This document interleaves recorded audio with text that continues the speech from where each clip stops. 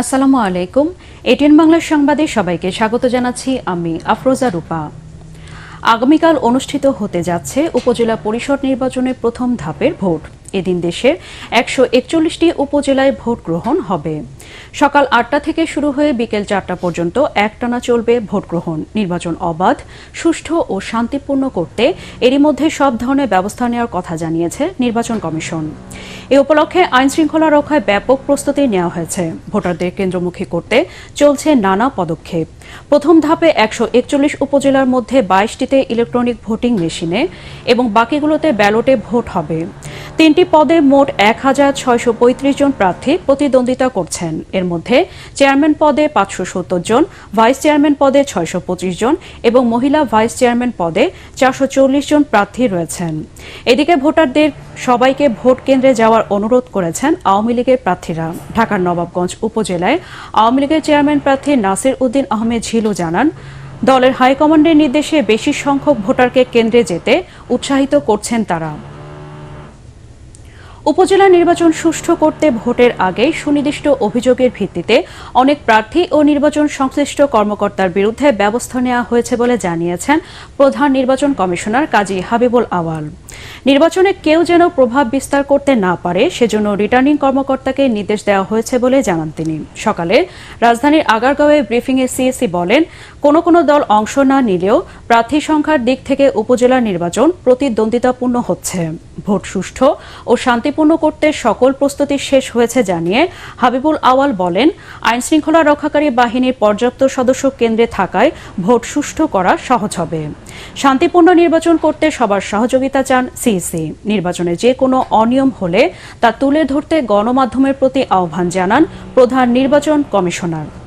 স্থানীয় সরকারের ভোটগুলোতে কন্টেস্টটা একটু বেশি হয়ে থাকে। সেই দিক থেকে যে উৎসাহ, উদ্দীপনা, উত্তেজনা এগুলো দেখা গেছে স্থানীয়ভাবে বেশি হয়ে থাকে। সেই জন্য আমরাও সতর্ক অবস্থায় থাকি যেন উৎসাহ, উদ্দীপনা, উত্তেজনা থেকে যেন কোনো সংঘর্ষ, সহিংসতা না হয়।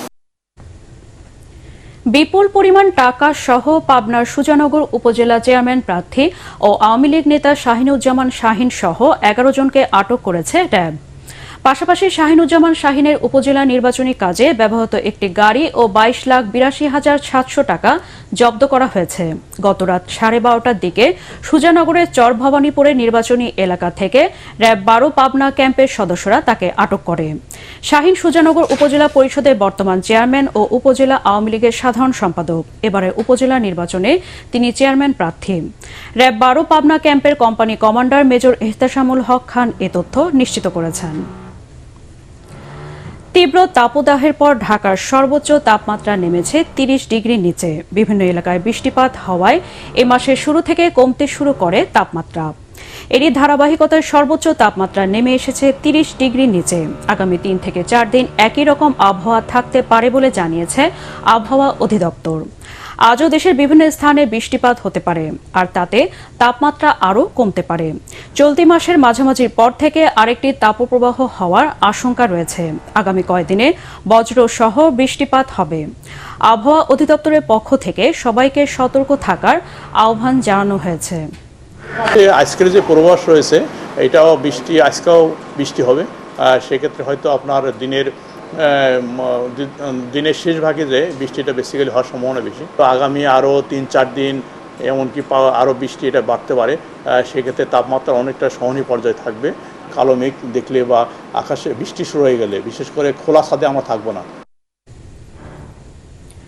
দেশব্যাপী 1 কোটি ফ্যামিলি কার্ডধারী নিম্ন আয়ের পরিবারের মাঝে চলতি মাসে টিসিবির পণ্য বিক্রয় কার্যক্রম উদ্বোধন করেছেন বাণিজ্য প্রতিমন্ত্রী আহসানুল ইসলাম টিটু।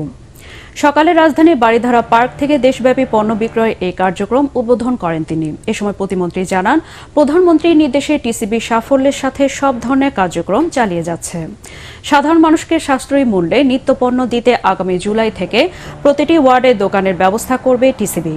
এবারের কার্যক্রমে টিসিবি কার্ডধারীরা সর্বোচ্চ 2 লিটার সয়াবিন তেল, 5 কেজি চাল, 2 কেজি করে মসুর ডাল কিনতে পারবেন।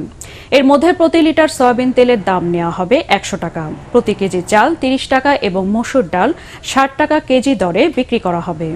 সিটি কর্পোরেশন ও জেলা উপজেলা প্রশাসনের সহযোগিতায় নির্ধারিত তারিখ ও সময় অনুযায়ী টিসিবির পণ্য বিক্রয় কার্যক্রমও পরিচালনা করবেন পরিবেশকরা। দর্শক, পরবর্তী সংবাদ দেখার আমন্ত্রণ জানিয়ে এখনকার মতো শেষ করছি। এটিএন বাংলার সংবাদ ইউটিউবে দেখতে ব্রাউজ করুন youtube.com/ATN Bangla News। ধন্যবাদ সবাইকে।